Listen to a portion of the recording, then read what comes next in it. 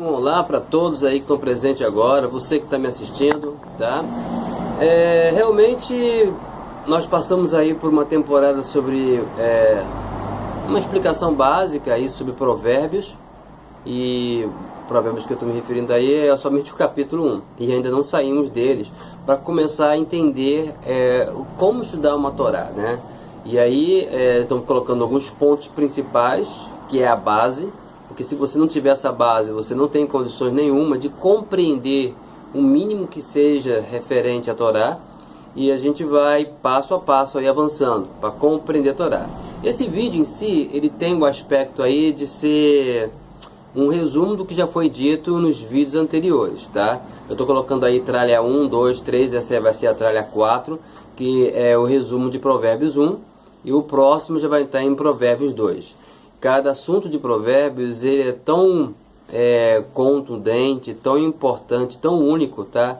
Que leva semanas para se compreender um ou dois versículos, tá? Para poder ter o que falar de forma resumida, para que os senhores tenham uma base inicial, né? Então aí falamos de pistas referente que o livro de Provérbios, a Torá em si, né?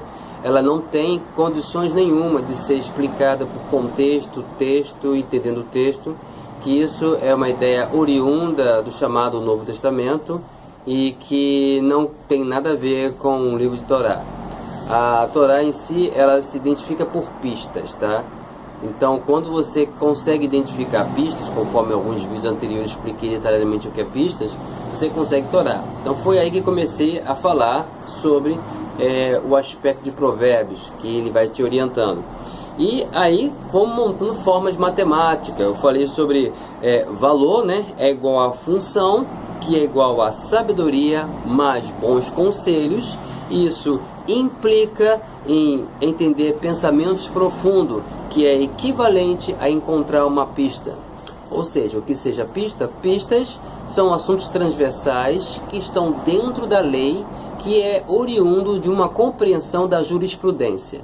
Se você consegue compreender o que é uma jurisprudência, tá? Que é a interpretação dessa lei, aí sim você está conseguindo, em outras palavras, de forma mais simplificada, entender o que é pistas, ou entender pensamentos profundos. E com isso, o que seria uma sabedoria, ou bons conselhos? Sabedoria aí está atrelada com a ideia da existência do pai, que tem a função de ser o sábio, e a função da mãe de dar bons conselhos. Os dois completos formam e aperfeiçoam o seu caráter. O seu caráter aperfeiçoado vai levar a uma vida de qualidade. E aí, uma vida de qualidade é a Torá, tá? Eu coloquei alguns vídeos em que eu coloquei que a Torá era a sabedoria. Também, mas não é. A sabedoria é um instrumento utilizado pela Torá, tá? Assim como o caos também é um instrumento utilizado pela sabedoria. O caos utiliza a sabedoria como instrumento. Então, por utilizar a sabedoria como instrumento, sabedoria é uma ferramenta utilizada pela Torá para gerar uma qualidade de vida na sua existência. Abrir mão da Torá é algo ridículo, porque se você abre mão da Torá, você abre mão da qualidade de vida. Se você abre mão da qualidade de vida, é o mesmo que falar: você não quer mais morar dentro de uma casa, prefere morar numa rua como um cachorro, suportar frio, passar fome, dificuldade, ficar doente e ficar jogado à própria sorte. Então, uma pessoa que abre mão da Torá é uma pessoa que é menos inteligente do que um animal, porque um animal procura abrigo, comida e se preserva nos tempos de escassez. Então, não tem nexo abrir mão da Torá, tá? E se você abrir mão da Torá, você está, na verdade, abraçando o chamado caos. Se você abraça o caos, tá? O caos também fica na categoria de zombar e rir de você nos tempos de dificuldade. Porque a Torá também fica nessa categoria de zombar e rir de você nos tempos de dificuldade por ter deixado. Porque na realidade você deixou a sabedoria. Então a sabedoria aí é o fato de você abrir mão da compreensão referente ao Pai. Então foi isso em alguns vídeos anteriores. Estou olhando para cá para o caderno porque eu me perco, tá? E aí, com essa fórmula, né, nós temos duas fórmulas aí que surgiu em Provérbios 1. Que ter valor é igual ter função. Ter função é igual a Torá. Corá implica em entender pensamentos profundos. Entender pensamentos profundos é uma equivalência de encontrar pistas.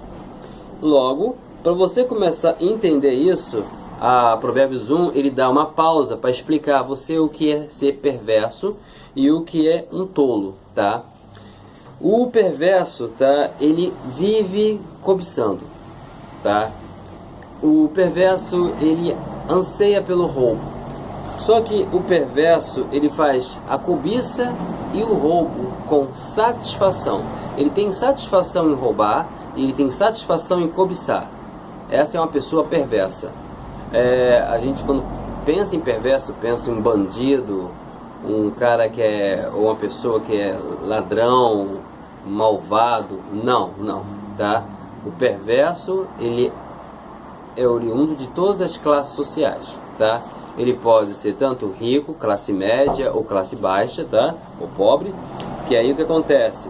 O perverso ele cobiça e ele rouba, mas com satisfação. Diferente do tolo, tá? O tolo ele cobiça, ele pode roubar ou não, tá? Mas ele não faz isso com satisfação. Ele faz isso com insolência. Ele é um insolente. Todo tolo ele é insolente na forma de cobiçar. E ele é insolente na forma de roubar. E na verdade, tanto o perverso quanto o tolo rejeitam a Torá. O tolo é o caminho inicial para ser perverso, tá? O perverso é o caminho final do tolo. Então a Torá recomenda, tá? Que fique longe do perverso, se afaste, tá? Literalmente, mande embora, por mais querido e amigo que seja, se afaste do perverso. E quanto ao tolo, não andar no caminho dele. Qual é a diferença em mandar embora e andar no caminho dele? Mandar embora é literalmente não ter acesso ou contato nenhum com aquela pessoa que é perversa. Ao ponto tal de nem um bom dia ou um boa tarde. Não ter nenhum contato. É como se nunca existisse aquela pessoa. Isso é mandar embora. Agora, não andar no caminho, tá? Isso seria ficar longe. Agora, não andar no caminho, que é o tolo, tá? Ele fica limitado na questão da ética, tá? Você pode lidar com o tolo de forma ética. Como? Um bom dia, um boa tarde ou um boa noite, mas sem nenhum comentário a mais. É o convívio ético. Não tem um convívio moral aí, tá? E nem tem um convívio sobre lei ou jurisprudência referente a essa pessoa que é tola. É somente mantendo a ética e não andando no caminho dela, tá? Socorrer em tempo de dificuldade, simplesmente estar ali presente em algumas situações ocasionais, mas não anda no caminho do tolo. Não imita ele, não vive com ele. Ele existe, tá? Mas ele no seu espaço, como diz aí, no seu quadrado, e você no seu quadrado. O tolo tem que ser tratado assim, tá? Bem distante. Mas o tolo tem a tendência a se tornar-se perverso. Então, quando você identifica que o tolo já está se tornando perverso, tendo satisfação na sua maldade, ou na sua cobiça, vamos dizer assim, a gente tem que mandar embora. Eu vou por mim, eu falo tranquilo. Não caminhe com a pessoa perversa. Vai quebrar a cara. E vou piorar a situação. Vai quebrar os dentes primeiro, mas depois quebrar a cara. Não vale a pena, tá? Então, eu particularmente estou tentando evitar de andar com tolo. E evitando não, já não ando há muitos anos com pessoas perversas, tá? Não vale a pena. Mas perverso A, perverso B, tem religião A, tem religião B.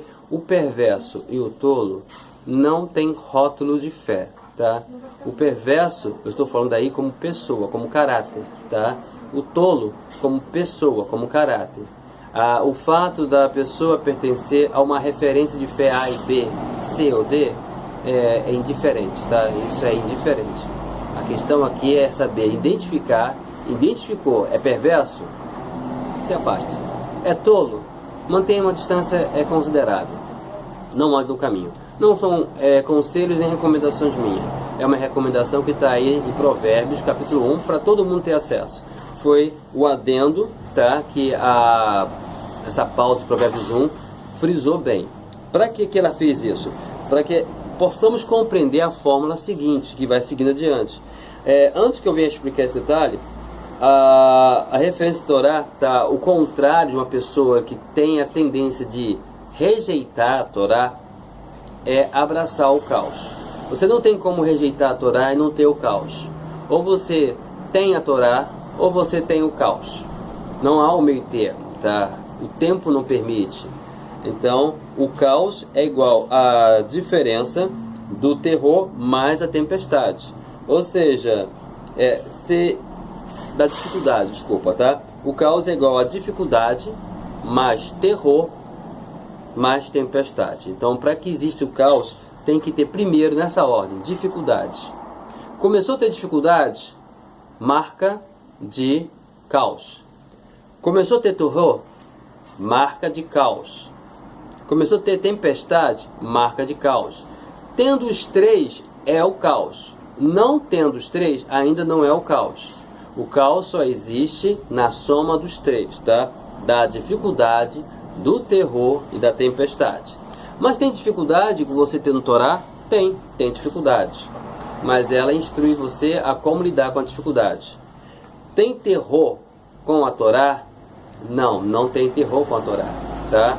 Ela te poupa durante o terror. Ela não faz você viver o terror. Ela te poupa durante o terror. Tem tempestades no sentido abstrato, tá? Com a Torá tem tempestade, mas é aquele passarinho naquela árvorezinha única, a árvore está agarrada num rochedo de uma pedra, de uma cachoeira violenta, passando, ventando, chovendo muito, e o passarinho está dormindo naquele ninho, naquela árvore. Isso é viver dentro de uma tempestade, tá? Você passa pela dificuldade com tranquilidade. Você passa por um terror com tranquilidade. E você passa por uma dificuldade sendo poupado. Isso é ter Torá. Não ter Torá é você viver uma dificuldade em todo o seu esplendor, terror com todo o seu esplendor e tempestade com todo o seu esplendor, tá? Isso aí seria o caos. Então, já sabemos que sofrimento nas aflições são dificuldade. O que é dificuldade? É sofrimento durante as aflições. Você sofre das aflições. Na Torá, você tem as aflições, mas não sofre por elas. Olha a diferença. Você tem uma dificuldade que você atravessa pela vida, mas você não sofre por essas dificuldades. Você se mantém de pé. Não fica jogado ao chão, tá? Já o caos coloca você numa situação de sofrimento durante a aflição. O terror, como propriamente fala, é você ficar sem chão, desarmado, tá? Você se entrega à situação de terror, você fica em pânico. E tempestade, o próprio nome, já falei o exemplo da árvorezinha e do passarinho. Então, em resumo, o caos é a desordem, tá? Em contrapartida, o antônimo de caos é Torá. Torá é ordem. Uau! Então, o caos ele vai rir, ele vai caçoar e vai zombar de você. A Torá também vai rir e vai caçoar e zombar de você quando você estiver em dificuldade, terror e tempestade. Mas não que a Torá ou o próprio caos esteja rindo, mas a sabedoria está rindo de você. E a sabedoria é o instrumento utilizado pela Torá, tá? Para construir uma vida de qualidade, assim como o caos utiliza a sabedoria para construir o terror, a tempestade e a dificuldade em sua vida. Então, com isso a gente consegue agora entender a fórmula 2, que de Provérbios 1 é bem explicada. Tá? Ter valor é igual a ter uma função, tá?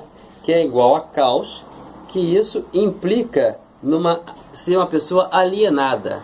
Uma pessoa alienada é equivalente a uma pessoa desatenta e uma pessoa que é voltada para os vícios. Uma pessoa que é desatenta, ela é voltada para os vícios. Uma pessoa alienada, tá? É uma pessoa que vive no caos, esquece que está ao seu redor e só pensa nos seus problemas. Então ela vive de forma alienada e tem essa função de viver de maneira alienada, tem a função de ser um viciado, tá? O viciado aí vai de drogas a dependente de qualquer espécie ou coisas, tá? Passa a ter um valor negativo, fica negativado, tá? É o chamado negativado. Uma pessoa negativada é uma pessoa que tem função negativada. Uma pessoa não negativada é uma pessoa que tem função, mas de valor, sem ser negativado. E o caos em si, ele é o perverso mais o tolo. Então a pessoa que é perversa e tola, tá? Que é a soma dos dois, torna-se o caos. Por isso que a Torá recomenda: fique longe do tolo, não caminhe pela trilha do tolo, desculpa, e fique longe do perverso. Esses dois são o caos. Quer deixar o caos? Primeiro passo: fique longe tanto do perverso quanto do tolo, tá? Então, mas aí a Torá, o que seria então uma pessoa que é perversa e tola ao mesmo tempo? Um viciado.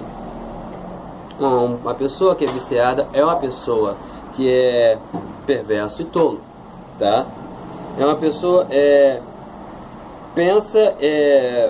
não é altruísta, né? Uma pessoa que implica não ser altruísta é uma pessoa alienada, não altruísta. O que é altruísmo? É se dar para uma causa que não é sua. Pode ser uma pessoa, pode ser uma ideologia, tá? Então, por que essa forma parece que não tem saída para o viciado? O viciado está condenado. Pela Torá só tem uma saída para ele, tá?